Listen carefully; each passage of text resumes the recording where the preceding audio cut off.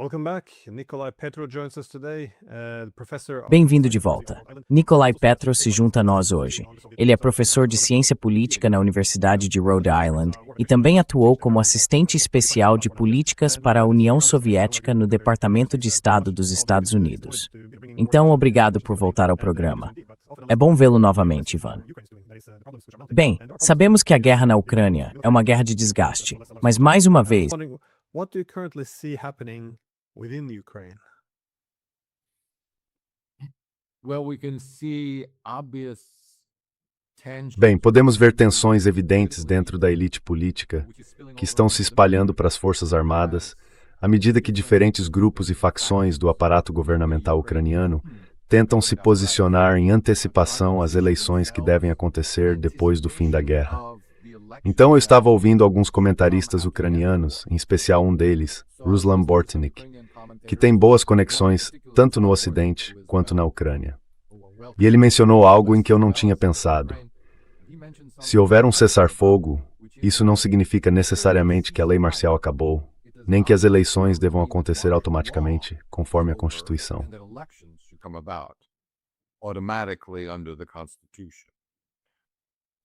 A ceasefire, as requested by Ukraine, Um cessar-fogo, como solicitado pela Ucrânia, apenas permite suspender as baixas, a imposição de baixas, mas não exige a retomada da vida política normal, como exigiria um acordo de paz.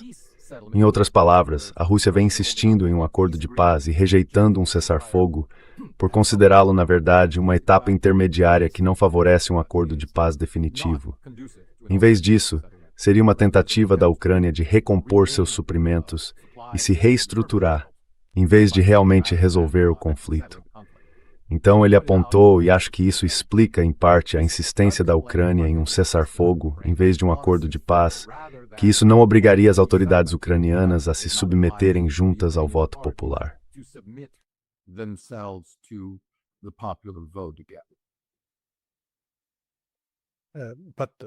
How in terms of the mas e quanto às forças armadas e à economia? Porque, bem, se você olhar para a economia, a crise energética, isso é algo que eu vejo ser mencionado com frequência nos comentários de ucranianos. Se você acompanha os diferentes veículos de imprensa, isso é algo preocupante. Quer dizer, se o objetivo é fortalecer a posição da Ucrânia nas negociações, isso pode ser prejudicado se o conflito agora se estender pelo inverno. Porque se as coisas começarem a desmoronar, a posição russa só vai se fortalecer ainda mais. E isso é algo que eu vejo, sim, com uma preocupação crescente na Ucrânia. Então, quão grave é a situação? in Ukraine? So how severe is this? Well, so this week, August 3rd. Bem, então esta semana, 3 de agosto, marcou o fim da tão divulgada campanha ucraniana, anunciada no fim de junho, para forçar a Rússia a sentar à mesa de negociações, chamada Operação Coerção. O presidente Zelensky anunciou isso como uma campanha de 40 dias, uma campanha militar intensificada contra a Rússia, não no terreno, mas por meio de ataques de longo alcance, em profundidade com mísseis, contra refinarias, bases logísticas e outros alvos. A ideia era incutir medo na população russa e, portanto, como disseram Zelensky e os comandantes militares, levar a guerra para dentro da Rússia.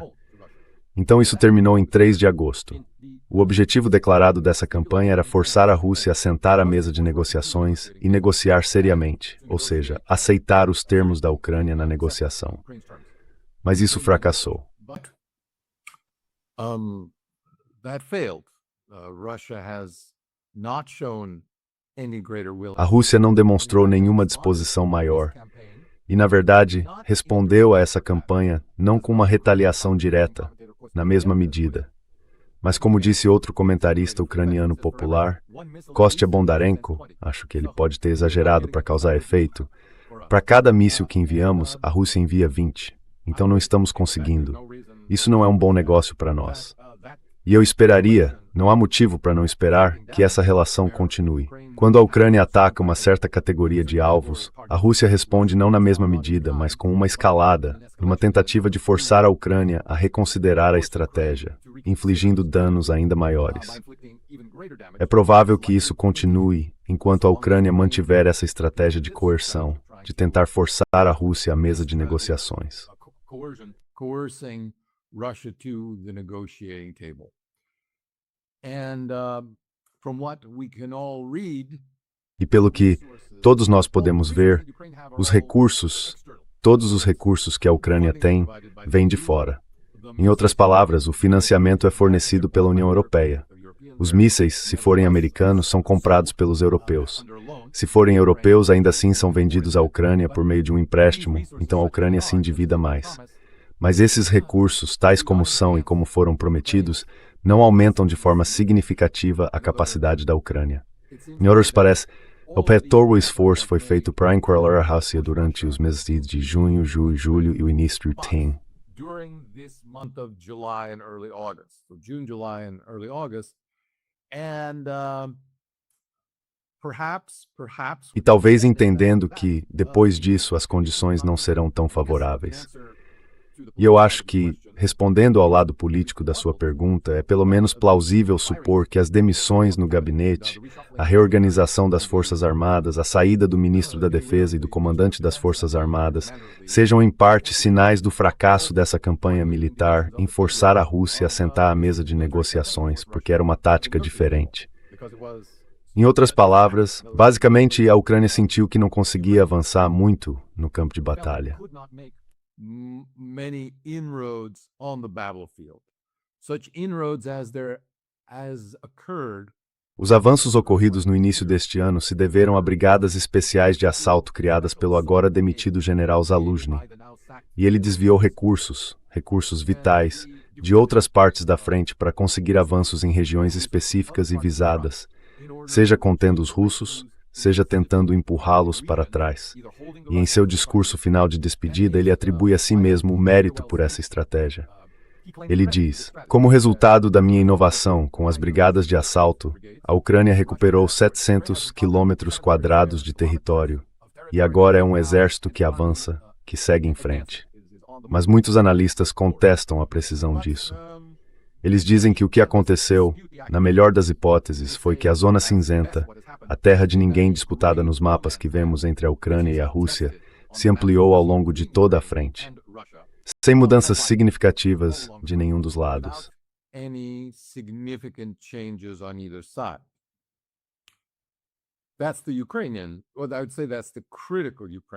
Essa é a versão ucraniana. Eu diria que é a versão ucraniana crucial. A versão oficial russa, reiterada por Putin, sem entrar em muitos detalhes, indica que as forças russas estão avançando ao longo de toda a frente, o que provavelmente não seria uma tática militar sábia. Em outras palavras, provavelmente faria mais sentido concentrar forças e cercar certas regiões, e então permitir que o restante da frente acompanhasse. Mas seja como for, eles dizem que estão avançando ao longo de toda a frente. E se você lê as notícias russas, chama a atenção que, mais ou menos todos os dias, há alguma aldeia que eles declaram ter capturado. Então, claramente, há um impulso, se você lê a imprensa russa, favorável às forças russas.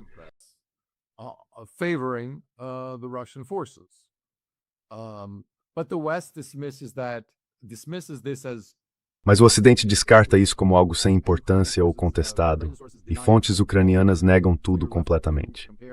Então resta comparar essas versões diferentes. E isso até certo ponto afeta o cálculo político, mas não no Ocidente, porque o Ocidente divulga apenas as versões ucranianas e basicamente não dá atenção às alegações russas de avanços. E, na medida em que a opinião das elites e a opinião política no Ocidente são moldadas exclusivamente por esses relatos da imprensa ocidental, talvez estejamos recebendo uma visão totalmente distorcida da guerra. Pelo menos alguns analistas, John Mearsheimer, Danny Davis, Scott Ritter e outros, talvez menos conhecidos, sustentariam que a situação no front é refletida com mais precisão pelos relatos russos.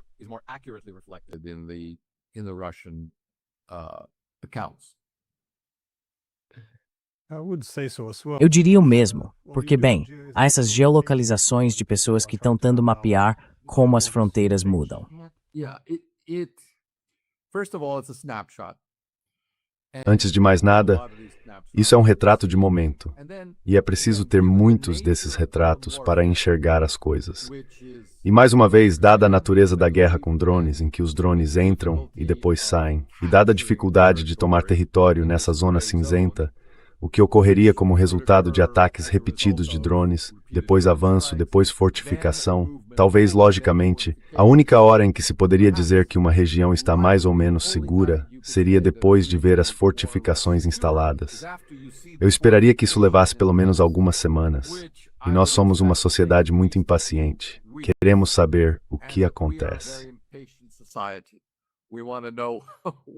What has happened, already this morning?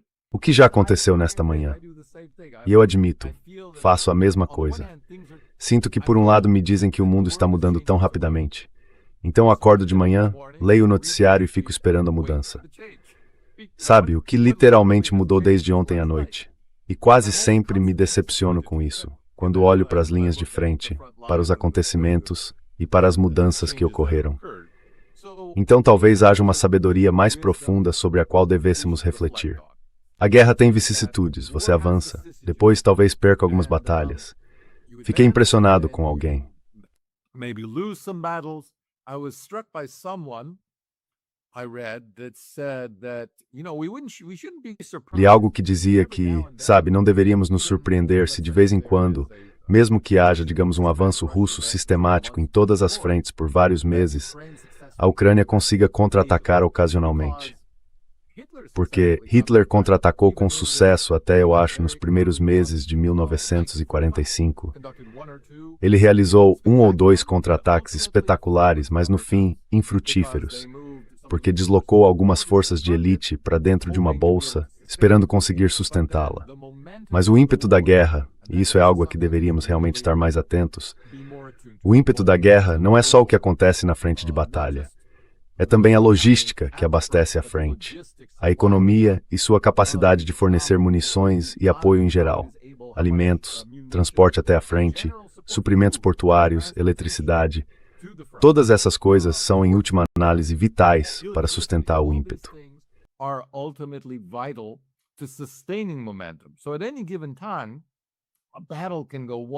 Então, em qualquer momento, uma batalha pode ir para um lado ou para o outro.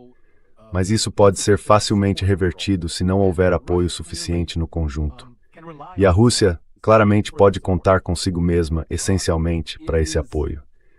Eu não contestaria que a economia russa esteja sofrendo com esses ataques, mas a Ucrânia também está. A Rússia tem recursos internos que ainda não foram explorados. Recursos financeiros podem ser remanejados. E seria de se esperar que, em algum momento, se entendesse que depois de 21 pacotes de sanções infernais, o próximo não vai ser diferente, não de forma significativa. Não há motivo lógico para presumir que será. Então tem que haver mais do mesmo, mas sem atacar a capacidade fundamental da Rússia como um país enorme, um país com vastos recursos internos, e, por enquanto, com a vontade popular de lutar e o apoio da população e da elite a esse rumo na guerra. For this course in the war, this contrasts sharply with Ukraine, where there's constant. Isso contrasta fortemente com a Ucrânia, onde há conflitos internos constantes. Basicamente, não há recursos internos, ou os recursos que existem estão diminuindo rapidamente. E por isso o apoio ao esforço de guerra vem do Ocidente. E esse apoio, como eu disse, abrange tudo: financeiro, político e militar. E, claro, também apoio de inteligência. Sem que todos esses componentes aumentem ao longo do tempo, a Ucrânia está certamente destinada, eu diria que qualquer analista concordaria, está destinada a fracassar. A menos que a Rússia, eu nunca disse isso antes, mas pensei muito a respeito, e vale dizer, escolha perder. Unless Russia chooses to lose. In other words, I don't think Russia can be defeated. Em outras palavras, não acho que a Rússia possa ser derrotada, assim como os Estados Unidos não puderam ser derrotados no Vietnã. Mas os Estados Unidos poderiam derrotar a si mesmos. Poderiam dizer, bem, isso não vale mais a pena. Estamos fora e não me interesso mais pelas consequências, nem me preocupo com o que acontece depois. Uma grande potência sempre tem essa opção de dizer, sabe, já basta. Vamos voltar para casa, lamber nossas feridas e, basicamente, Abandonar a justificativa estratégica pela qual travamos esta guerra. Eles vão redefinir isso, de alguma forma. Mas era óbvio. Assim como a guerra do Vietnã e a guerra do Afeganistão, isso foi muito rapidamente, e acho que dali em diante corretamente, interpretado como uma derrota para os Estados Unidos. Correctly interpreted as defeats for the United States, and anything similar in Russia would be. Qualquer coisa parecida na Rússia seria considerada uma derrota para a Rússia. Então o consenso agora na Rússia é que eles não precisam fazer essa escolha. E nada do que aconteceu até agora em termos dos tipos de ataques que a Ucrânia conseguiu realizar contra suprimentos logísticos, refinarias de petróleo e, às vezes, estações de tanques, postos de petróleo, postos de gasolina, realmente muda esse cálculo de forma perceptível. E seria difícil imaginar. Talvez possamos imaginar juntos, porque essa é, acho, a única possibilidade de salvação para a Ucrânia, para a estratégia dela. Fazer algo tão horrível e drástico contra a Rússia que o país ficasse atordoado com choques.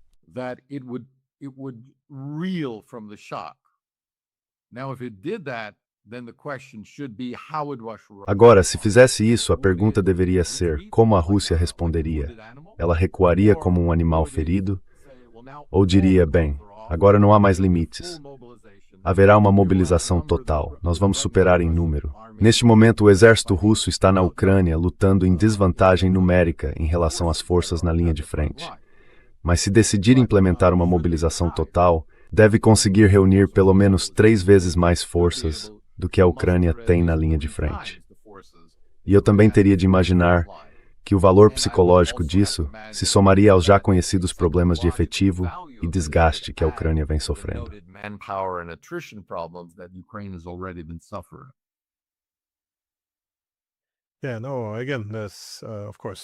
Mais uma vez, é claro que há espaço para escalada. Mas para a Ucrânia, se esses 40 dias de ataques profundos contra a Rússia não funcionaram, eles anunciaram, mais ou menos agora, que vão fazer mais do mesmo. Isso geralmente não é um indicador de sucesso. É um pouco como a União Europeia agora, com o 21º pacote de sanções. Este é que vai fazer a diferença, como se o 21º não tivesse cumprido o papel. Mas como você disse antes, pode ser um exagero, mas se os ucranianos conseguem lançar um míssil, os russos podem responder com 20. Vemos que os russos não recuaram como um animal ferido. Pelo contrário, subiram essa escada da escalada. Porque se você vê o que está acontecendo agora em Kiev, a Rússia não fazia isso antes.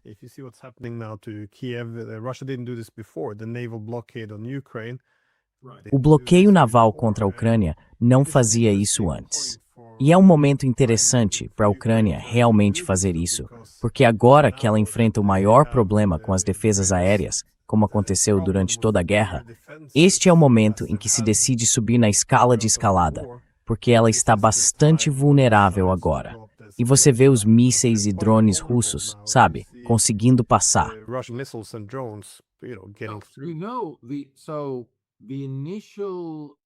Não.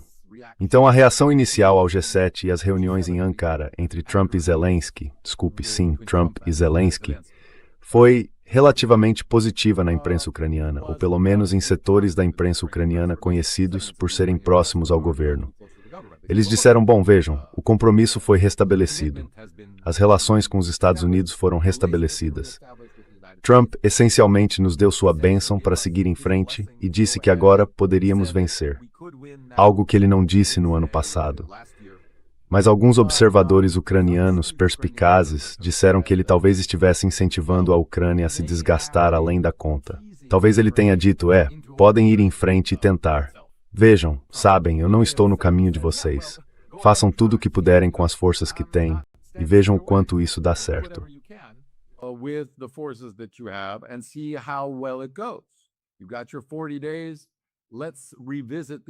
Vocês têm 40 dias. Vamos retomar a questão depois de 40 dias. E se esse for o caso, e ele não espera de fato que a Ucrânia se saia melhor do que no passado, isso reforçaria a posição de Trump diante dos defensores da guerra no Congresso e do establishment militar e de inteligência, para dizer, bem, sabe, isso foi o melhor que eles puderam fazer. Nesses 40 dias, eles, como gostamos de dizer em inglês, deram tudo de si. fizeram o máximo que podiam. E a situação não está nem um pouco mais perto de uma resolução pacífica. Na verdade, isso levou a danos maiores à infraestrutura militar e civil da Ucrânia, ao caos que estamos vendo agora entre as elites políticas e a um aumento das disputas internas. Parte disso se manifesta, aliás, em investigações criminais inesperadas, mas persistentes, por corrupção.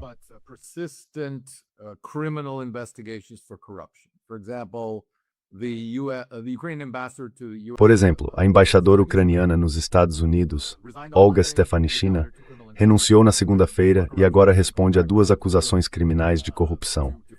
Ela está sendo chamada de volta a Kiev para enfrentar as acusações. Certo, mas isso agora parece ser rotina.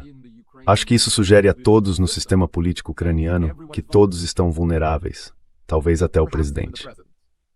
Essa seria a carta definitiva, sem querer fazer um trocadilho, que alguém poderia jogar, porque ainda existem dezenas de horas, ou até mais, de gravações que levaram à queda de Andriy Yermak e a fuga de Timur Mindish para Israel.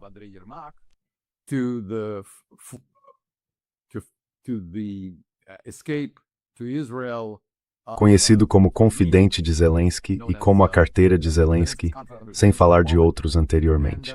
Então qualquer um é vulnerável. É amplamente presumido que Zelensky aparece de alguma forma nessas gravações que não foram divulgadas, mas poderiam ser divulgadas quando necessário, e nas quais sua voz é claramente ouvida, sabe, envolvido em algum tipo de transação ilegal. Então essa é a especulação. E pode haver muitas bombas relógio, na verdade. A única questão para os atores políticos internos na Ucrânia é quando divulgar isso. Divulgam agora forçar a queda do governo.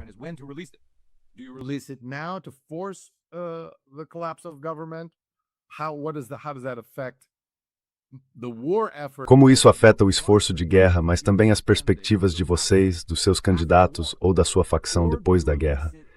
Ou vocês divulgam isso depois que a guerra for resolvida, já prevendo a campanha para denegrir e garantir que Zelensky, que segundo as pesquisas é muito impopular, ele pode ser o político ucraniano mais popular, mas isso é em meio a um grupo muito fraco, todos com avaliações muito ruins. E muitos não gostariam de vê-lo como presidente se a guerra acabasse. No entanto, o que quer que isso signifique, seja cessar-fogo ou paz, não está especificado.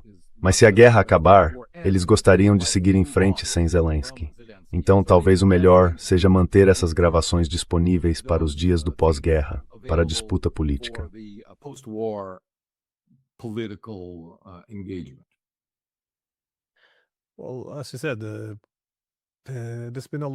Bem, como você disse, houve muitas crises políticas dentro do governo.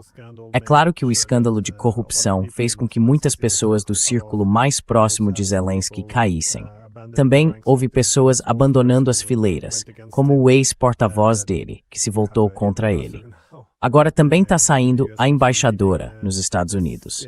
Especulou-se que isso também se deveu à rivalidade com Zelensky.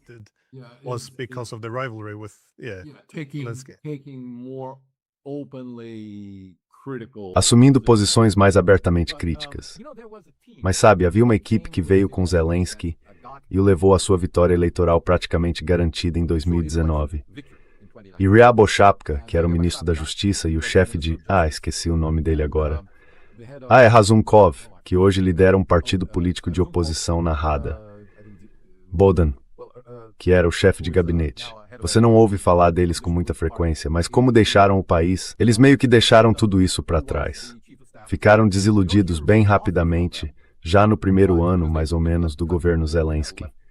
Mas quando você ouve algo deles, eu sempre presto atenção, porque eles tinham boas conexões e, obviamente, conheciam todo mundo do círculo interno naquele período de transição, quando a autoridade de Zelensky estava sendo estabelecida como presidente.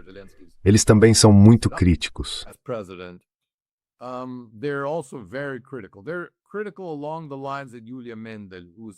Eles fazem críticas na linha de Yulia Mendel, que aparece um pouco mais adiante na sequência de hoje. Basicamente dizem que o problema da Ucrânia agora é a obstinação de Zelensky. Ele não consegue enxergar uma Ucrânia sem ele mesmo. E como resultado, não consegue avançar rumo à paz. Não consegue ser um presidente da paz. Só consegue ser um presidente de guerra. E o custo de entrar num processo de paz, para ele e para a família dele, poderia ser alto não apenas politicamente, ou seja, ele poderia perder o cargo, mas também fisicamente muito alto, por causa da natureza imprevisível da extrema-direita militarizada, que, graças à guerra, conseguiu todas as armas de que precisava e está, acho justo dizer, apenas nominalmente sob a autoridade dos militares. Nominally under the authority of the military. Ultimately, if there's going to be civil peace, Em última análise, se vai haver paz civil na Ucrânia depois que a guerra terminar, a extrema-direita, que sempre aspirou ser uma garantidora militar da nova ordem de uma Ucrânia apenas para ucranianos, essa ordem ultranacionalista que ela imagina que a Ucrânia venha a se tornar, tinha essa ambição desde 1991. Ela buscou se automilitarizar e se tornou uma espécie de vigilante militar civil sobre as autoridades civis, mesmo antes de 2014. Isso se intensificou de 2014 a 2019. E agora ela está completamente militarizada, e sem desmilitarizá-la, como indiquei, nunca haverá paz interna na Ucrânia. there will never be peace internally in Ukraine. Well, with the splits we saw, though, I mean, Bem, com as divisões que vimos, quero dizer, achei bastante fascinante a disputa entre Syrskyi e Fedorov. E o fato de, primeiro, Zelensky ter se livrado de Fedorov fez Zelensky parecer até certo ponto fraco, porque parecia que sua autoridade estava sendo desafiada. Mas aí as pessoas foram às ruas e queriam a saída de Syrskyi. E bem, essencialmente Zelensky voltou a parecer fraco por ter de ceder à pressão pública. Então, no fim das contas, nessa disputa interna, os dois tiveram de sair. E eu estava me perguntando, até que ponto vai essa ruptura política? Quer dizer, são apenas questões pessoais entre os dois líderes? Fedorov gostaria desse foco nos drones. Zelensky estava mais voltado para as estruturas militares tradicionais. Como você vê isso? Quais são as linhas de divisão aí? How do you see? What's the fault lines here? I've been impressed by the Fiquei impressionado com o argumento de que se deve seguir o dinheiro e não as personalidades.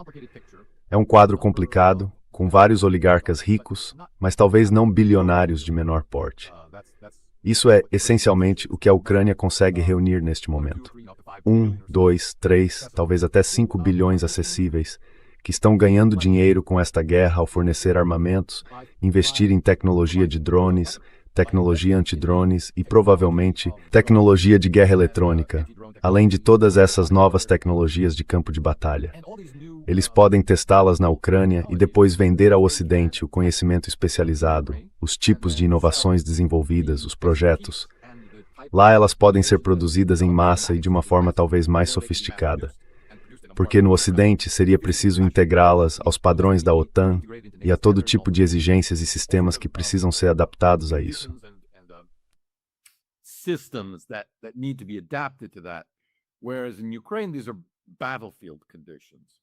Já na Ucrânia, essas são condições de campo de batalha. Então, esses oligarcas estão numa posição central, atuando como intermediários entre compradores ricos do Ocidente. E quando digo Ocidente, também incluo o Oriente Médio e qualquer outro que agora esteja buscando melhorar sua capacidade militar por meio de uma guerra de drones e de combate a drones mais avançada. Então, eles ficam no meio, oferecendo seus serviços e sua expertise com base nos tipos de sistemas que estão empregando, quase como sistemas em fase de teste, quase como sistemas experimentais, na própria Ucrânia. Há muito dinheiro envolvido, porque muitos recursos militares foram prometidos à Ucrânia.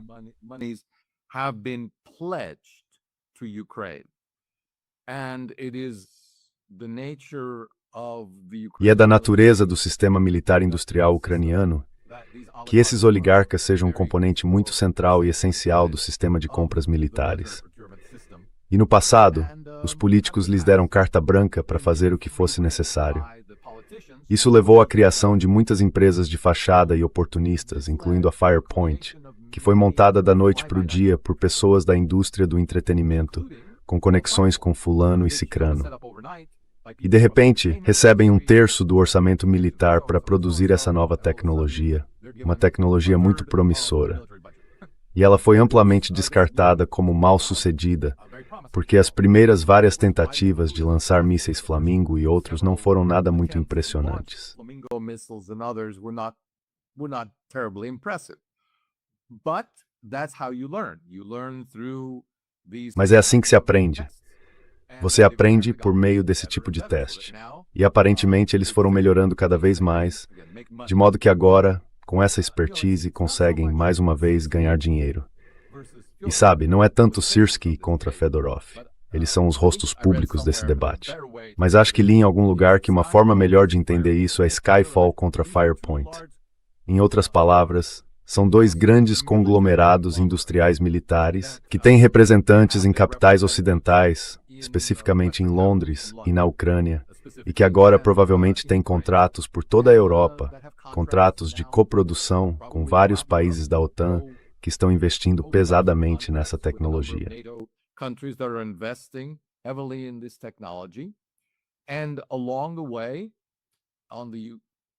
E no caminho, certamente do lado ucraniano, todo mundo fica com uma parte por manter isso e cumprir esses contratos, por conseguir esses contratos e executá-los. Então a guerra é lucrativa. E o que estava acontecendo era que Fyodorov tentava tirar dinheiro da Firepoint e transferi-lo para sua empresa de plataforma favorita. E isso levou a disputas internas que, mais uma vez, vão além de personalidades individuais. Agora, quando você vende isso para as ruas, para a mídia, precisa ser algo simples. Jovem, velho, soviético, sabe? ONG ocidental moderna. Não pode ser algo tão sujo quanto a minha conta bancária contra a sua conta bancária.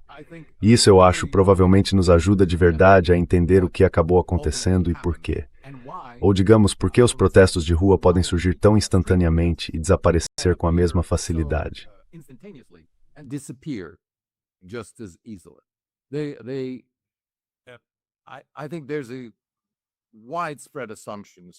Acho que há uma suposição bastante disseminada, especialmente entre observadores ucranianos, de que essas não são expressões reais e genuínas de descontentamento popular. Porque, quando repórteres de rua vão até lá e dizem: bem, vejo no seu cartaz que você diz que Fyodorov representa a nova era moderna e que Syrskyi é um general soviético. Explique o que você não gosta nas táticas de Syrskyi. Não há nada ali. Eles não têm nenhum conhecimento sobre isso. Veem um rosto contra outro rosto. Recebem a instrução de sair às ruas em apoio a esse candidato por determinado tempo. E vão fazer isso enquanto houver recursos financeiros disponíveis para pagar por isso.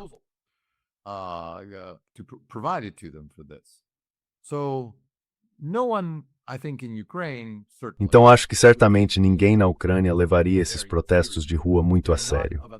Eles não têm a dimensão do que vimos no fim de 2013 e início de 2014 na Maidan, quando centenas de milhares de pessoas lotaram as ruas.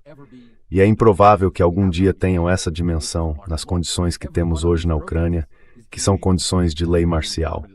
Cada um desses protestos é ilegal. E o governo tem todo o direito, sob a lei marcial, de dispersá-los se decidir fazê-lo.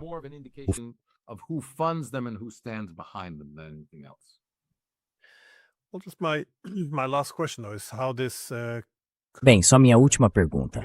Como isso poderia, eu imagino, levar a uma possível paz? Porque penso nessas disputas políticas internas, seja por dinheiro, ou provavelmente mais por dinheiro do que por ideologia ou qualquer outra coisa. Mas do jeito que eu vejo, a fragmentação ou as brigas políticas na Ucrânia teriam impacto caso o país fosse enfraquecido ou até derrotado. E também teriam impacto sobre que tipo de acordo de paz a Ucrânia aceitaria. Então fico pensando, como essa disputa política poderia apoiar um acordo de paz ou prejudicá-lo?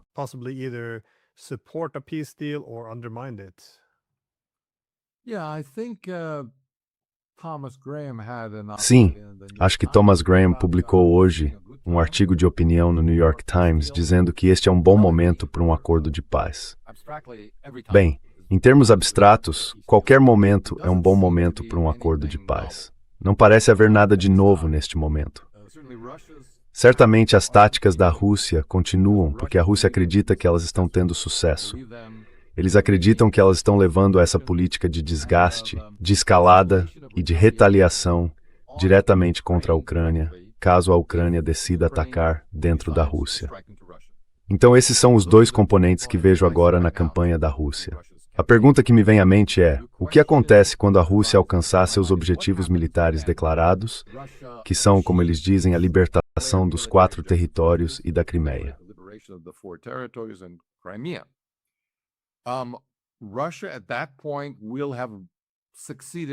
Nesse ponto, a Rússia terá tido sucesso nos seus próprios termos. Ela terá vencido. Há outras questões correlatas com as quais a Rússia se preocupa: segurança, os direitos dos falantes de russo, os direitos da igreja, a língua e outras coisas. Mas militarmente ela não precisa conquistar mais nada. Já cumpriu sua função militar. Se for possível imaginar uma estratégia em que o território possa ser defendido, então ele poderia ser defendido. E o restante desses objetivos russos, os objetivos políticos, poderia ser alcançado por meio da diplomacia, mas sob a ameaça de ação militar, sem de fato recorrer à ação militar. Acho que é para aí que a atual liderança militar russa, de modo geral, está se dirigindo.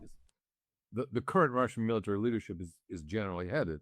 This does not please the more hawkish wing. Isso não agrada a ala mais linha dura da Rússia, que diz: bem, não podemos alcançar todo o conjunto dos nossos objetivos.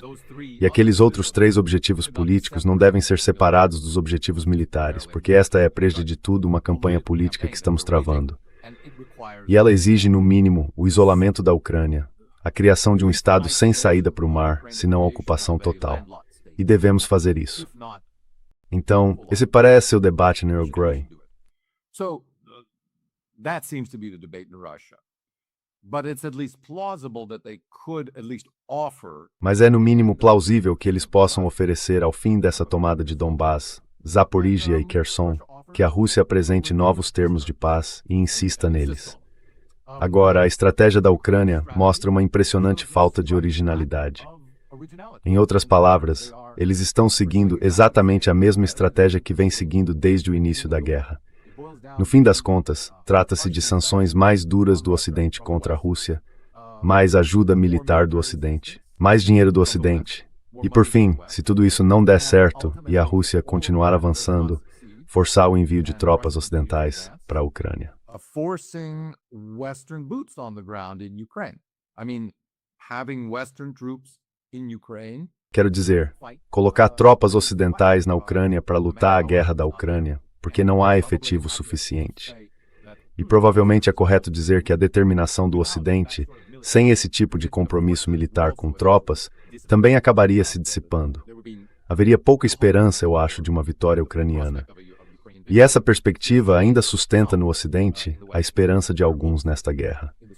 Então não há nada de novo nisso. E eu diria que não existe uma esperança plausível de uma postura séria de negociação por parte da Ucrânia sem uma forte pressão ocidental, o que significa retirar o apoio, e eles não dão qualquer indicação de que vão fazer isso.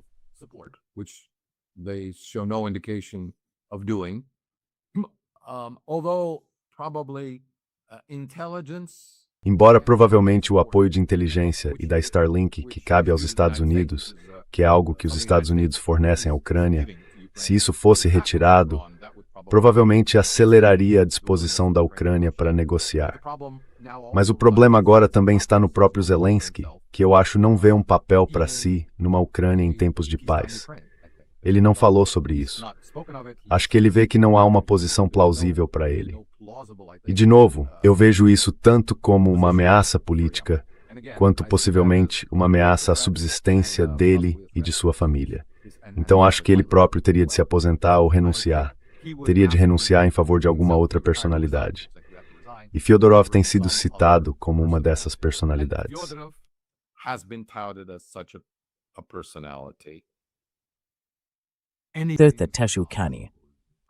Qualquer coisa. Bem, é isso que eu estou pensando. Parece que o que resta do Donbas, ou seja, Kramatorsk e Slaviansk, se agora cair, à medida que fica cada vez mais cercado, isso resolveria a principal disputa territorial. E então, essencialmente, a principal questão que restaria seria a neutralidade da Ucrânia. Claro, além da restauração de alguns direitos da língua russa e da Igreja Ortodoxa. Isso já poderia ser negociado, em teoria. Então, neste momento, a posição ucraniana é: não nos importa o que aconteça no campo de batalha. Nosso objetivo é restaurar as fronteiras de 1991. E não pode haver paz sem isso.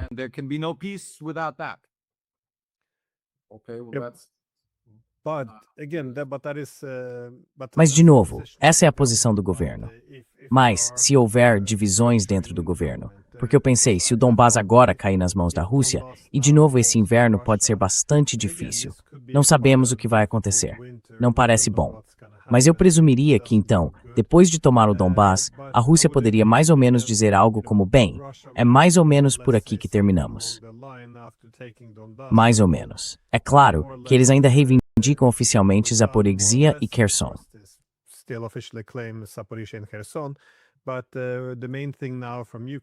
Mas o principal agora, em relação à Ucrânia, é que precisamos restaurar a sua neutralidade.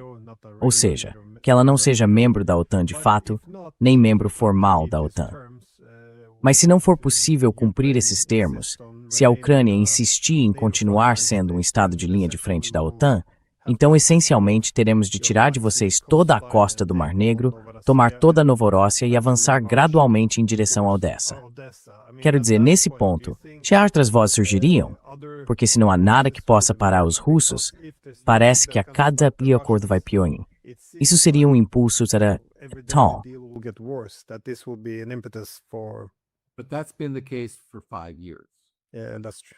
Mas é assim há 5 anos. Sim, isso é verdade. Obviamente há 5 anos. O problema é que não há uma voz política para negociar uma concessão de território ou até de neutralidade, ou mesmo a aceitação de novas fronteiras menores do que as fronteiras de 1991. Não há espaço, hoje, na arena política da Ucrânia para esse tipo de voz. As pessoas, inclusive membros da elite política e parlamentares, podem até pensar nisso, mas não podem dizer por medo de serem diretamente visadas pela direita, pelo exército, por aquela facção do exército ou pelas milícias de direita que estão por toda parte. Então, como é que essas ideias sequer podem vir a público? Esse problema seria, em alguma medida, resolvido. That problem would be somewhat resolved. At least you could begin to resolve that problem if the main... Pelo menos seria possível começar a resolver esse problema se o principal porta-voz dessa posição durante todos esses anos, Zelensky, renunciasse em favor de alguém que tivesse ele próprio um histórico de firme defensor militar e assim por diante, mas que tivesse chegado à conclusão de que a salvação da Ucrânia exige concessões, que, é claro, seriam apenas temporárias. Assinaríamos os documentos necessários. Mas no fundo do coração, lutaríamos pela restauração e assim por diante nas próximas décadas. Tudo isso. Mas não vejo ninguém em Moscou acreditando que Zelensky, mesmo que dissesse isso, conseguiria levar isso adiante. Uma nova figura teria que apresentar esse novo compromisso retórico e essa nova estratégia.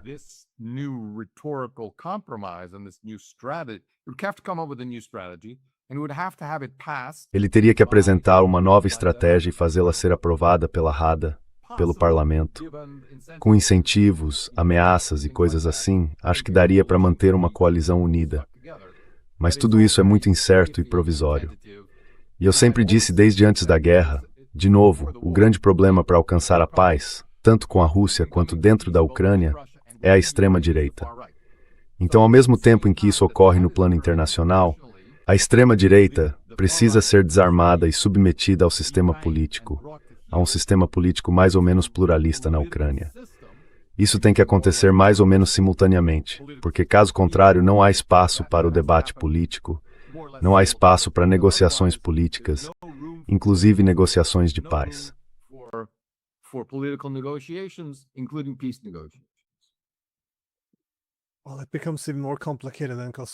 Bem, então fica ainda mais complicado, porque, é claro, você tem a União Europeia fortalecendo essa posição maximalista. Você tem a extrema-direita pressionando por isso.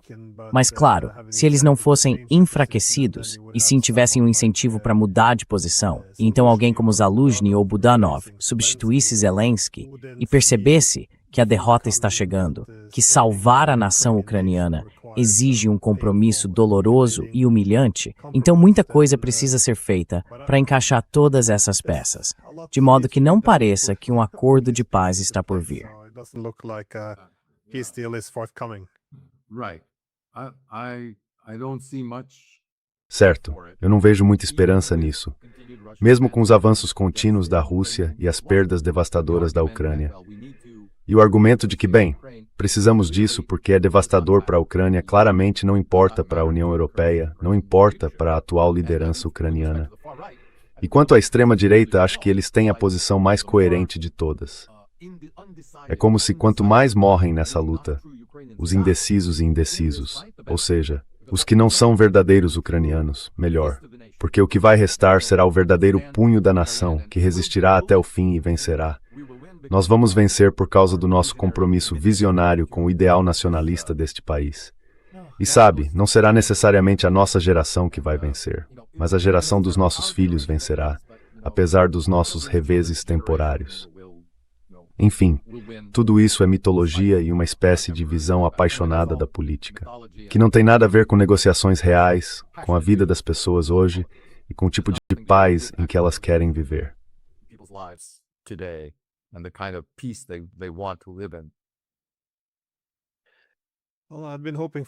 Bem, eu esperava receber de você mais boas notícias ou otimismo, mas prefiro a realidade. Então, muito obrigado pela sua perspectiva e análise. Agradeço muito. E bom, tenha um ótimo dia. Forward.